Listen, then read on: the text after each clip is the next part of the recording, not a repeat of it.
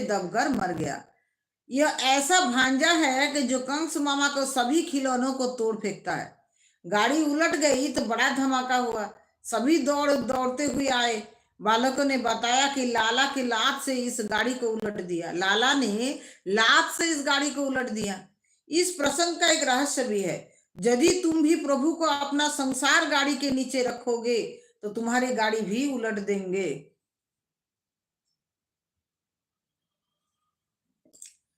तुम्हारे गाड़ी भी उलट देंगे। इस प्रसंग का एक रहस्य, यदि तुम भी प्रभु को अपनी संसार गाड़ी के नीचे रखोगे तो तुम्हारी गाड़ी भी उलट देंगे। मुख्य वस्तु को गाड़ी के ऊपर रखो और गौण को गाड़ी के नीचे। जिसके जीवन में प्रभु का स्थान गौण है उसकी संसार गाड़ी उल्टी ही जाती है। गृहस्थ आश्रम की एक गाड़ी है और पति पत्नी उसके पहिए। इस गाड़ी पर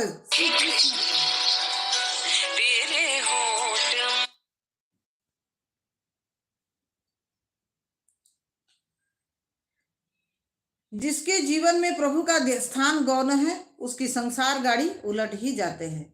गृहस्थाश्रम एक गाड़ी है और पति पत्नी उसके पहिए। इस गाड़ी पर श्री कृष्ण को पधारो।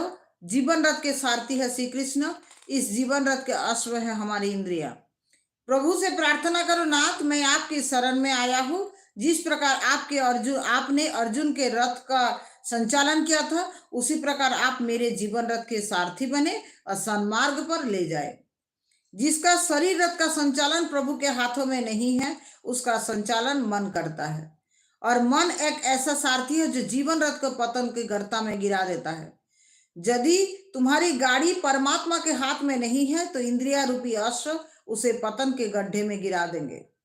अर्जुन की जीत इसी कारण से हुई थी कि उसने परमात्मा को सारथी पद दिया था, मन को नहीं दिया था।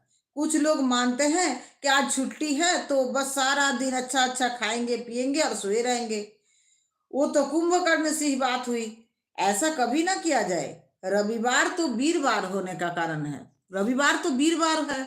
रविवार के दिन तेल मिर्ची भाजिया आदि खाने के बदले दूध और चावल खाना, सारा सप्ताह बहुत कुछ खाया है। सो छुट्टी के दिन तो सात्विक आहार ही किया जाए और दिन जपमाला फिराया जाए। रविवार के दिन ब्रह्मचर्य का पालन करो। रविवार के दिन एक गृहस्थ कथा श्रवण करने चला तो उसका पुत्र रोने लगा। पत्नी ने कहा कि ये बच्चा जब रो रहा है तो पत्नी ने कहा कि बच्चा जब रो रहा है तो तुम्हारा कथा में जाना ठीक नहीं है। उसे रोता हुआ छोड़कर कथा में जाओगे तो कौन सा पुण्य कमाओगे। तो उस गृहस्थ ने सोचा, मैंने सुना है कि किसी के दिल को व्यथित करना अच्छा नहीं है। मैं यदि कथा में जाऊंगा तो मेरे पत्नी को दुख होगा। उसने ऐसा सोचकर कथा में जाने का बात छोड़ दी।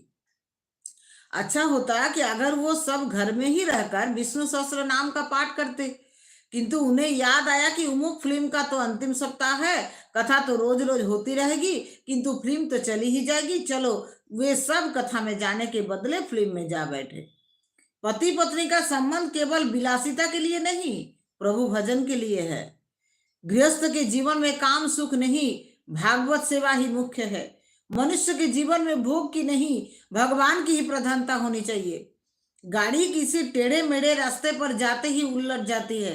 भगवान को गाड़ी के नीचे नहीं ऊपर ही बिठलाओ। तुम्हारे जीवन में काम सुख प्रधान बनेगा और भगवान गौण है तो तुम्हारा जीवन रथ उलट ही जाएगा। भगवान को गाड़ी के नीचे रखोगे तो सकटासुर गाड़ी पर सवार हो जाएगा। काम लोग आदि भी सकटासुर है। दूध दही माखन आदि भोग्य पदार्थ प्रतीक है।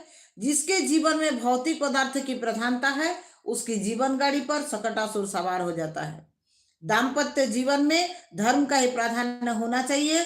पत्नी काम पत्नी नहीं, धर्म पत्नी कहा गया है। प्राथमिकता धन और काम सुखों को नहीं, धर्म को ही दीजिए।